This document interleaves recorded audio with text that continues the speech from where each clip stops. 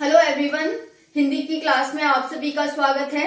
इस क्लास में हम एसएससी जीडी के लिए शब्द भेद देखेंगे। शब्द भेद में हम तत्सम तद्भव देखेंगे।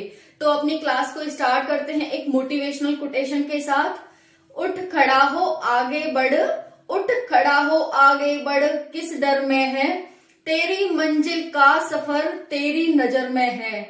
उठ खड़ा हो आगे बढ़, किस डर में है, तेरी मंजिल का सफर तेरी नजर में है।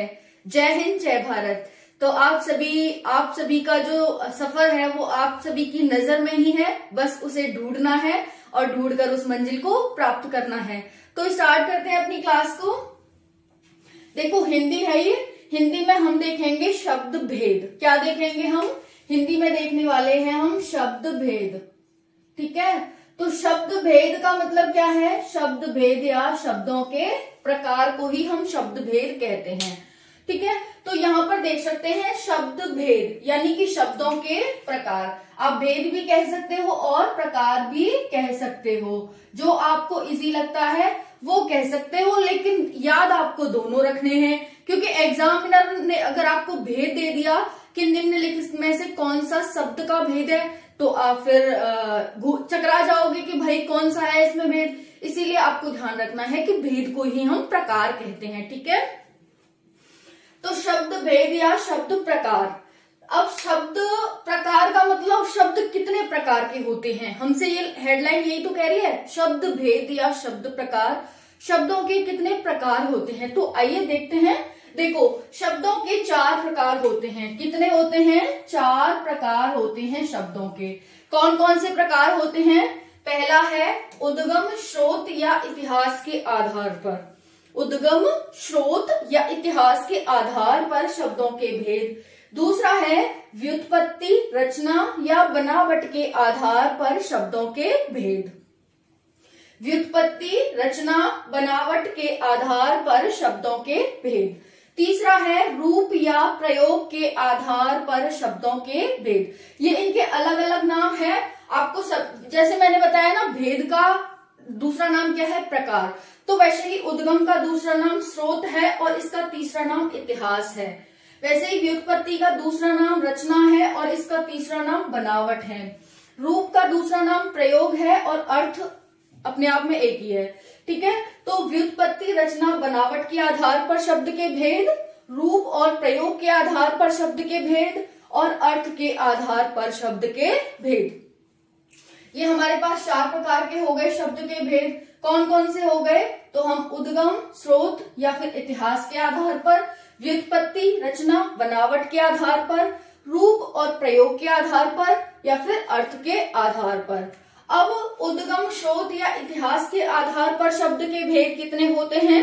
तो आप बताएंगे उद्गम, स्रोत या इतिहास के आधार पर शब्द के भेद 4 होते हैं। ठीक है, देखो आपको एग्जामिनर क्वेश्चन कैसे देगा? एग्जामिनर देगा निम्नलिखित में से कौन सा शब्द इतिहास या स्रोत के आधार पर बना हुआ है। ठीक है, तो आप बताएंगे कि तत्सम, तद्भव, देशज और विदेशज। ठीक है, फिर दूसरा देगा निम्नलिखित में से कौन सा शब्द व्युत्पत्ति, रचना, बनावट के आधार पर है। या तो तीनों दे दे, या तो तीनों दे सकता है, या फिर या अथवा में, या फिर ये एक ही दे सकता है। आपको व्युत्पत्ति दे सकता है, व्युत्पत्ति के आधार पर शब्द के भेद बताइए, कौन सा शब्द का भेद है निम्न में से। तो आपको बताना है व्युत्पत्ति, रचना, बनावट के आधार पर शब्द के 3 भेद होते हैं। फिर बताना है, फिर पूछेगा कि रूप और प्रयोग के आधार पर शब्द के भेद बताइए। तो रूप और प्रयोग के आधार पर हम शब्द के भेद कितने बताएंगे? 3। ठीक है, यहाँ पर 3 है, इसके 2 बताएंगे। ठीक है, ये तो हमारा तीसरा था। अब इसके 2 भेद बताएंगे, विकारी और अविकारी। फिर नेक्स्ट पूछेगा अर्थ के आधार पर शब्द के भेद 4 होते हैं। एकार्थी, अनेकार्थी, समानार्थी, जिसे हम पर्यायवाची भी कहते हैं। जैसे सूर्य के पर्यायवाची बहुत सारे होते हैं, तो वो समान अर्थ देते हैं हमें, यानी कि सूर्य का दिनकर, भास्कर, रविकर, ये सारे एक ही अर्थ दे रहे हैं कि सूर्य की तरफ ही इशारा कर रहे हैं।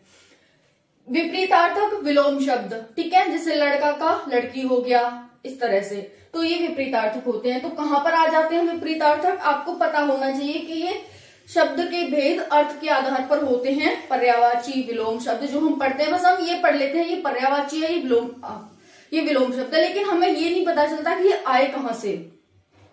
तो ये शब्द के भेद होते हैं पर्यायवाची और ये विलोम शब्द। तो अब आप सभी को पता चल गया होगा, यहाँ पर आपको कंफ्यूजन ना हो इसलिए मैं इसे मिटा देती हूँ, ठीक है। ये 4 मैंने आप सभी को यही लिख दिया, क्योंकि अभी जैसे भी मैं कंफ्यूज हो गई थी ना कि 4, लेकिन जब मैंने देखा तो वैसे ही, ठीक है। तो आप भी कंफ्यूज हो सकते हैं, इससे मैंने मिटा दिया, ठीक है। तो यहाँ पर ध्यान रखेंगे, शब्द के भेद 4 होते हैं: उद्गम, शोध, इतिहास, व्युत्पत्ति, रचना, बनावट, रूप और प्रयोग और अर्थ। फिर पहले के 4 होते हैं, दूसरे के 3, 2 और फिर 4। इसके कौन से हैं? तत्सम शब्द, तद्भव शब्द, देशज शब्द और विदेशज शब्द। इसके हैं रूढ़, यौगिक और योग रूढ़ शब्द। इसके हैं विकारी और अविकारी शब्द। इसके हैं एकार्थी, अनेकार्थी, समानार्थी और विपरीतार्थक। जैसे एकार्थी का मतलब क्या हो गया? जो एक ही अर्थ देते हैं हमें, जैसे कि माला। माला क्या है? हार, हार को हम माला कहते हैं, ठीक है। तो इस तरह से इसके एकार्थी, एक ही शब्द के अनेक अर्थ होते हैं, ठीक है। तो उसे हम एकार्थी, अनेकार्थी, एक ही शब्द के बहुत सारे अर्थ, इसके एक जैसे अर्थ निकलेंगे, इसके अलग अलग अर्थ निकलेंगे, ये हमारे पर्यायवाची और ये मुहावरे, ठीक है। अब देखो, देशज शब्द हमने कल देखे थे।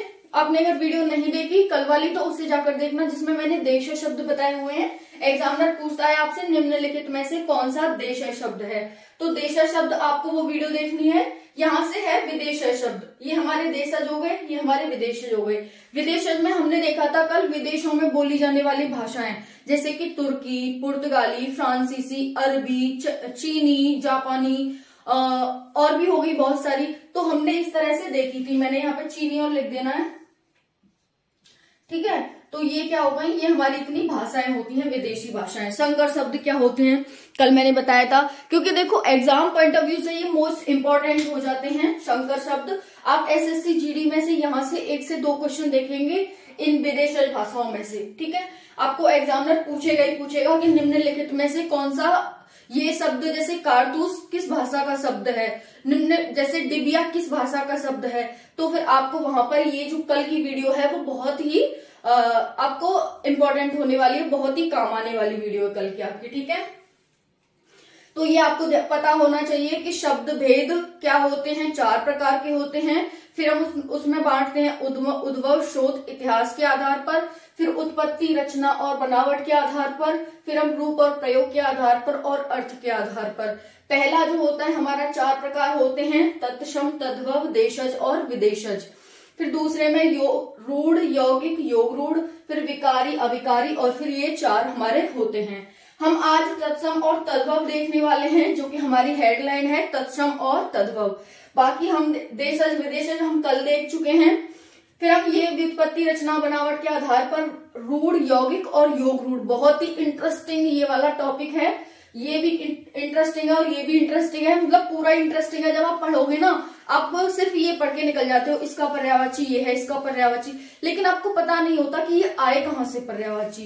तो आई होप आज आपको समझ आया होगा कि ये शब्द के भेद हैं, पर्यायवाची, विलोम शब्द, एकार्थी, अनेकार्थी, तत्सम, तद्भव, योग रूढ़, यौगिक, ठीक है, रूढ़ शब्द, ये सारे क्या है हमारे पास, ये सारे शब्द के भेद या प्रकार हैं। तो आज हम देखते हैं तत्सम, हमारा तत्सम तद्भव जो हमारी हेडलाइन है, जो हम देखने वाले हैं, किसमें? उद्गम, शोध या इतिहास के आधार पर शब्द के भेद। कौन कौन से? तत्सम शब्द और तद्भव शब्द। ये एक दूसरे के एकदम अपोजिट होते हैं। अपोजिट का मतलब हम एक ही शब्द को तत्सम में कुछ लिखते हैं और तद्भव में कुछ लिखते हैं। तत्सम एक तरह का संस्कृत का शब्द होता है और तद्भव एक तरह का हिंदी का शब्द होता है। तत्सम संस्कृत का शब्द होगा और तद्भव हिंदी का शब्द होगा। इस तरह से आप तत्सम और तद्भव में डिफरेंस कर सकते हैं। तो यहाँ पर देखते हैं तत्सम तद्भव। तत्सम क्या होता है? ये 2 शब्दों से मिलकर के बना हुआ है, तत् प्लस सम। तत् का मतलब और सम का मतलब क्या होता है? उसके समान। तत् मतलब उसके, सम मतलब समान। किसके समान? तो ये कहता है कि अर्थात संस्कृत के समान। ऐसे शब्दों को हम तत्सम शब्द कहते हैं जो कि संस्कृत के समान होते हैं। तत् प्लस सम। आपको संधि विच्छेद करने के लिए बोल सकता है, तत्सम का संधि विच्छेद करिए, तो तब भी आपको यहाँ पर ये हेल्प मिलने वाली है। दूसरा है तद्भव शब्द। तद्भव शब्द कौन से होते हैं? तद्भव का संधि विच्छेद होता है तद प्लस भव। मैंने संधि विच्छेद सब कुछ पढ़ा दिया है चैनल पर, आप जाकर के वीडियो देख सकते हैं। तो तद्भव को हम दो शब्दों में बांटेंगे, संधि विच्छेद करेंगे, तद प्लस भव। इसमें हलंत लगेगा, हलंत लगाना बिल्कुल मत भूल जाना, ये हलंत बहुत ज्यादा डिफरेंस क्रिएट कर देता है, लगा देते हैं तो, नहीं लगाते हैं तो, जहां पर चाहिए वहां पर हमें लगाना ही लगाना होता है। तो दोनों में ही हलंत लगा हुआ है। तो तद्भव का मतलब क्या होता है? तत् मतलब उसके, तद मतलब उससे और भव मतलब होना, उससे होना। क्या उससे होना? अर्थात संस्कृत के शब्दों से विकृत होकर बने शब्दों को हम तद्भव शब्द कहते हैं। संस्कृत के शब्दों से विकृत हुए शब्दों को हम क्या कहते हैं? तद्भव शब्द कहते हैं। तो आई होप आप सभी को ये क्लियर हो गया होगा कि तत्सम शब्द क्या है, तद्भव शब्द क्या है। तत्सम, तत्सम का हमने संधि विच्छेद किया, तत् प्लस सम। तत् प्लस सम यानी कि उसके समान। किसके समान? संस्कृत के शब्दों के समान शब्दों को हम तत्सम शब्द कहते हैं। तद्भव, तद्भव का हमने संधि विच्छेद किया, तद प्लस भव, उससे होना। किससे होना?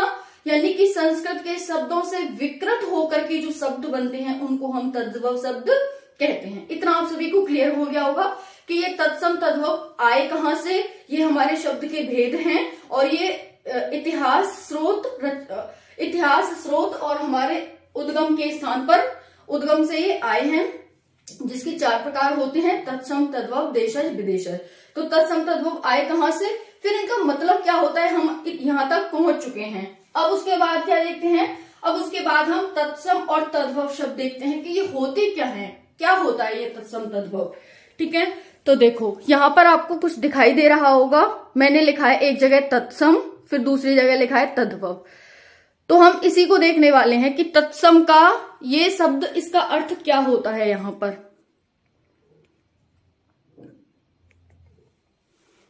तो देखते हैं। देखो ये है हमारे पास अग्नि, अग्नि का तद्भव क्या होगा? ये क्या है? तत्सम, ये है तद्भव, ये है हमारे पास तत्सम तद्भव, तत्सम तद्भव, तत्सम और तद्भव। अब मैंने कहा है कि अग्नि का तत्सम क्या होगा? अग्नि एक तत्सम शब्द है, इसका तद्भव शब्द क्या होगा? तत्सम का मतलब क्या बताया था? संस्कृत का शब्द। तो ये अग्नि संस्कृत का शब्द है, अब इससे विकृत होकर तद्भव का शब्द बनेगा।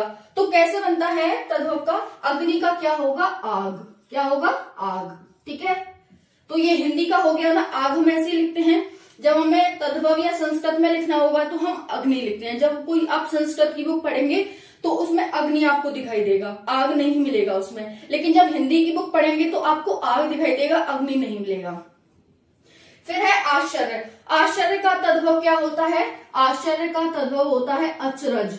अचरज, कभी कभी हम संस्कृत के शब्दों का उपयोग करते हैं आम बोलचाल की भाषा में, कभी कभी हम तद्भव के शब्दों का, कभी कभी हम आश्चर्य बोल देते हैं तो कभी कभी हम अचरज भी बोल देते हैं। फिर है आशा। आशा का तत्सम क्या होगा? तद्भव क्या होगा? तो आशा का होता है आशा, ऐसे। ठीक है, ये आशा हम ऐसे लिखते हैं और आशा हम हिंदी में ऐसे लिखते हैं। फिर आ जाता है ईच। ईक्ष मतलब ये छ है, ईक्ष, इसका क्या होता है तद्भव? तो इसका होता है ईख। क्या होता है? ईख। फिर पूर्ण, ये संस्कृत का या तद्भव का शब्द है, इसका तद्भव क्या होता है? तो इसका तत्सम का तद्भव होता है पूरन। ठीक है, पूरन। इस तरह से ये हो गया हमारे पास, ये तत्सम हो गए, ये तद्भव हो गए। फिर देखते हैं यहाँ पर ग्राहक। ग्राहक का तद्भव क्या होगा? गाहक। देखो हमेशा ही आप ये वाला देखते आ रहे होंगे, आपने ये वाला नहीं देखा होगा, है ना। बहुत सारे आपने तत्सम शब्द सुने होंगे, देखे होंगे, बहुत सारे आपने तद्भव शब्द देखे होंगे, सुने होंगे, बट बहुत सारे तत्सम शब्द ऐसे हैं जो आपने नहीं देखे होंगे, सुने होंगे, और बहुत सारे तद्भव शब्द भी ऐसे हैं जो आपने नहीं देखे होंगे, नहीं सुने होंगे। तो वैसे ये ग्राहक आपने देखा होगा, सभी ने देखा होगा, लेकिन गाहक शायद आप पहली बार देख रहे होंगे आज, है ना। गुहा। गुहा का मतलब क्या होता है? गुफा। क्या होता है? गुफा। तो इस तरह से देख सकते हैं गुफा। फिर है घोटक। घोटक का हिंदी में क्या अनुवाद होता है? तो हिंदी में अर्थ होता है इसका घोड़ा। घोटक को हम तद्भव में तत्सम शब्द है और घोड़ा तद्भव शब्द है। वैसे ही ग्रंथि, ग्रंथि को क्या कहते हैं तद्भव में? गांठ। क्या कहते हैं? गांठ। फिर है गोधूम, गोधूम को क्या कहते हैं? गेहूं। क्या कहते हैं? गेहूं। तो देख सकते हैं यहां पर गेहूं। फिर है उसके बाद कर्तन, कर्तन, कर्तन को क्या कहते हैं? कतरन। कतरन। ठीक है, तो इतना आप सभी को ये क्लियर हो गया होगा। उसके बाद हम देखते हैं, ऊपर ले लेंगे, यहां से देख लेते हैं। यमुना, यमुना का क्या होता है? जमुना। ठीक है, जमुना, यमुना का होता है तद्भव जमुना। ठीक है, फिर है कार्तिक, कार्तिक जैसे सावन भादो क्वार कार्तिक ये हिंदी के महीने होते हैं, तो इसे तद्भव में क्या कहते हैं? कार्तिक को तद्भव में कहते हैं इसे कार्तिक। क्या कहते हैं? कार्तिक। ठीक है, कदली का क्या होता है? कदली का होता है केला। क्या होता है? केला। कर्ण का क्या होता है? कड़, कड़ का क्या होता है? कर्ण। ठीक है, कर्ण। कर्पूर का क्या होता है? कपूर। क्या होता है? कपूर। ऋतु का क्या होता है? ऋतु। क्या होता है? ऋतु। घटी का क्या होता है? घटी, घटी का होता है घड़ी। क्या होता है? घड़ी। ग्रहणी का क्या होता है? ग्रहणी, ग्रहणी का होता है घरनी, घरनी। चर्म का क्या होता है? चर्म का होता है चमड़ा। क्या होता है? चमड़ा। गंभीर का क्या होता है? गंभीर का होता है गहरा। क्या होता है? गहरा। तो यहाँ पर गहरा आप देखेंगे। गोपाल का क्या होता है तद्भव? गोपाल का होता है ग्वाल। गोपाल का तद्भव ग्वाल होता है।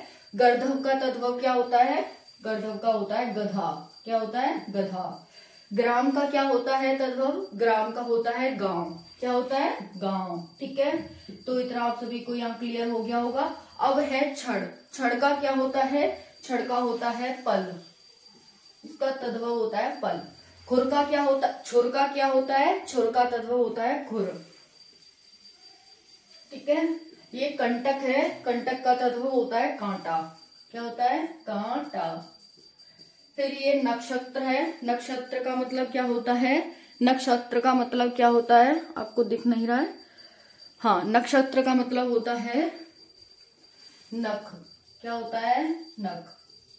फिर है नासिक, नासिक का मतलब होता है नासिक, नासिक का मतलब होता है नाक। भगनी का बहन, बहन। ठीक है, फिर तृण का होता है तिनका, तृण का क्या होता है? तिनका। दुख का क्या होता है? दुख, दुख, इस तरह से। फिर धैर्य का क्या होता है? धैर्य का तद्भव धीरज होता है, धीरज। हरिण का मतलब होता है, हरिण का तद्भव हिरण। क्या? हिरण। स्कंद का तद्भव होता है कंधा। क्या होता है? कंधा। श्वास का तद्भव होता है सांस। क्या होता है? सांस। मंडूक का तद्भव होता है मेढक। क्या होता है? मेढक। भ्रमर का मतलब तद्भव होता है भौरा। ठीक है, भौरा, भौरा। भक्त का तद्भव क्या होता है? भक्त का भगत, भगत। ओके। सूर्य का तद्भव क्या होता है? सूरज, सूरज। स्तंभ का तद्भव क्या होता है? स्तंभ का होता है खंबा, खंबा। ठीक है, तो ये इस तरह से हमारे तत्सम तद्भव थे। ठीक है, तो ये यहाँ से आप सभी को बहुत हेल्प करने वाली है ये क्लास, आप सभी के लिए ये वीडियो। ठीक है, तो आप सभी इस वीडियो को देख सकते हैं अच्छे से। और आपका कैसी लगी ये वीडियो कमेंट सेक्शन में जरूर बताना। जय हिंद, जय भारत। मिलते हैं नेक्स्ट वीडियो में। Bye bye.